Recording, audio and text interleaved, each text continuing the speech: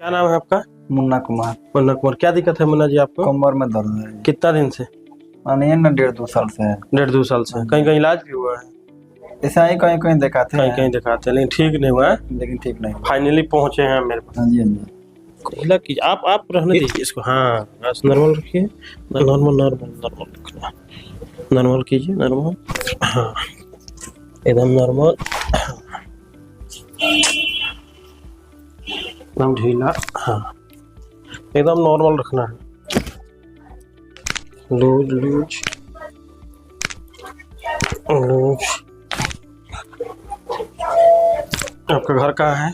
चीज आपकी कितना पड़ता है? सुगौली की तरफ। सुगौली की तरह।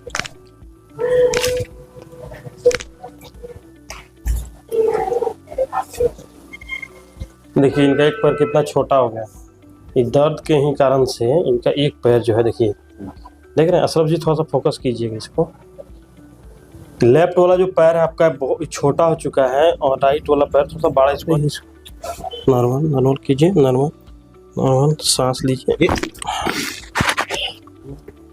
नॉर्मल रखिए, नॉर्मल। अब देखिए हो गया बराबर।